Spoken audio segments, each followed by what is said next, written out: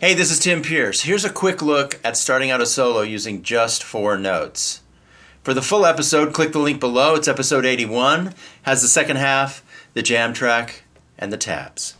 So I've restricted myself to 4 notes, and it's over 4 different chords. The D, the A, the C, and the G.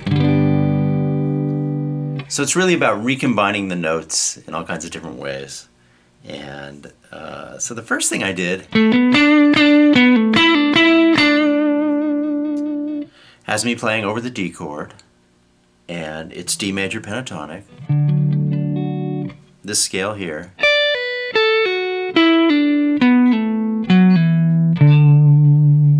That's my palette. But it's not really my palette because I'm restricting myself to 4 notes. Regularly, that would be a big part of my palette. But that's the hand position, and that's where these notes exist, these 4 notes. And I'm what's very important, I think, to concentrate on chord tones, whatever chord tones I can grab. So here, it would be these 2, they're part of the D chord, and then when it goes to A, it would be these 2, because they're part of this A chord that exists right there. And when it goes to C, I have a little less to work with. It's really only that one, because it's part of this C chord right there. And then when it goes to G, got a couple more to work with, and it's these 2. So they're part of that chord, which is the G chord right there. So once again, I'm restricting myself to 4 notes, A, B, D, and E, and with each chord that goes by, I have to use as my landing places the notes that also exist within those chords. And to review, the 2 notes I've got with the D chord are here. The 2 notes I have with the A chord are here. The 1 note I kind of have as a landing spot with the C chord is here. Visualize the C chord right there. And previously visualized the A chord right there. That's where I get that. So with the D, I get them here. When it goes to the A, I see that A chord, and I got these 2.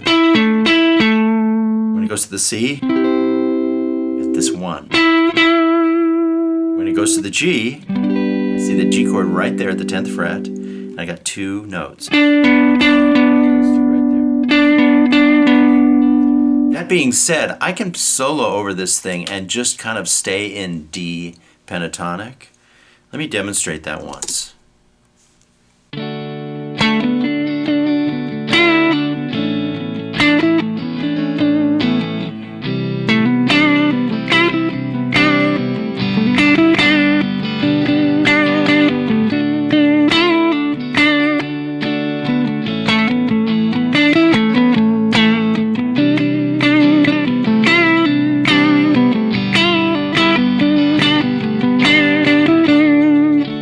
So I kind of cheated and threw in a 5th note. My intention there was to show you that I could just turn my mind off and just play in the key of D.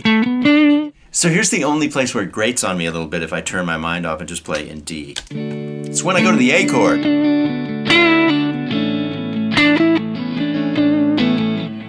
And it's just because it sits on the A for so long. I really am tempted to land on an A note there, but pretty much the rest of the time, I can just use the D note as my landing spot and my home base. But in the solo that I demonstrated, I actually changed the landing spots. I just like the way that sounds. But both things are good to do depending on your mood. When I go to the A, I kind of like to not land on that D. Now, it would be different if the A was in passing, if the chord change was... It wouldn't matter so much, but because it sits on A for a while, when I sit on D against it, it's a bit of a rub, I think. So let's do the first phrase. I'm really trying to stay on the anchors, which are, in this case, the D note. So we go 7, 9, 7. Then pull off 9 to 7. Pull off 9 to 7 on the G string. And then strike. Same thing on the G string. So that in a situation like this where I'm restricting myself to 4 notes, there's a fair amount of repetition sometimes. You know, I might resort to it's constant repetition. So you kind of have to use every trick you can just to recombine stuff and restate stuff.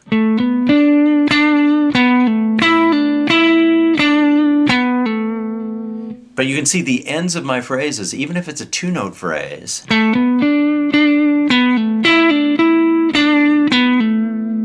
end on these 2 notes because they're part of the D chord.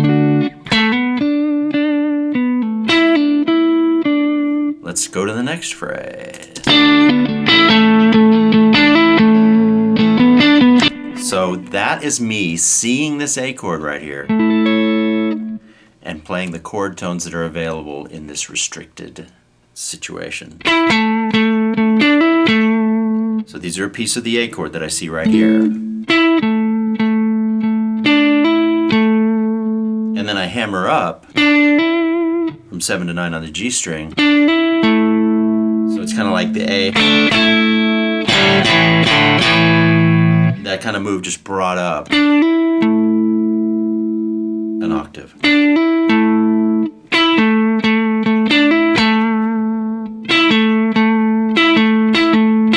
That's what I've got to work with in chord tones over the A chord.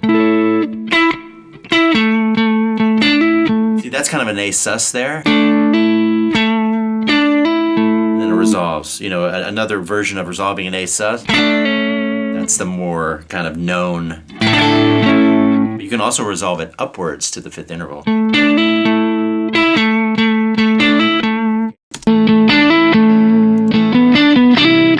And what happens next is these are lead-in notes. It's like intro notes into my C zone.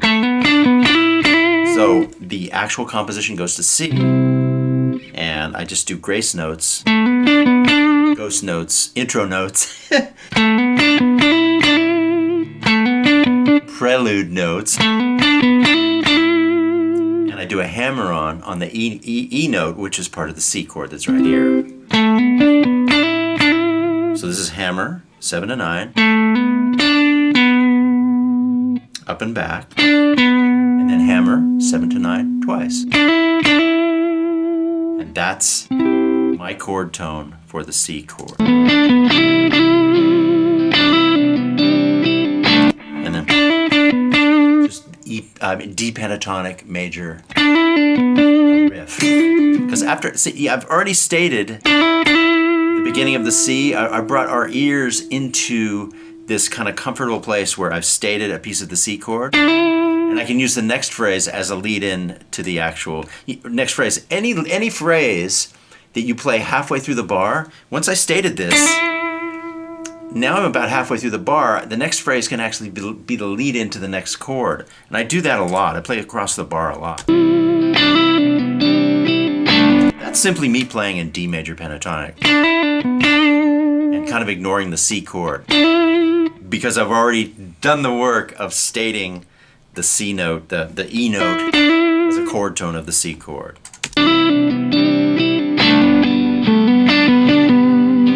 So I'm playing in D, and I choose to do a double stop, which is a very, very obvious piece of this G chord that's right here. The composition goes to G. Kind of my first double stop of the whole piece. So hammer on, index finger is barred across strings 3 and 4 on the 7th fret, and then we just hammer up to the 9th fret on the 4th string. Strike twice, then restate. A little bit of repetition there.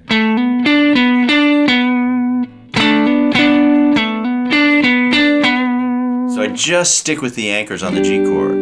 On the C chord, it was more like I hit one of the anchors and then I just reverted back to D major pentatonic with whatever riff I used as a bridge to actually stating the G chord that happened next. At that time I really stuck to chord anchor notes.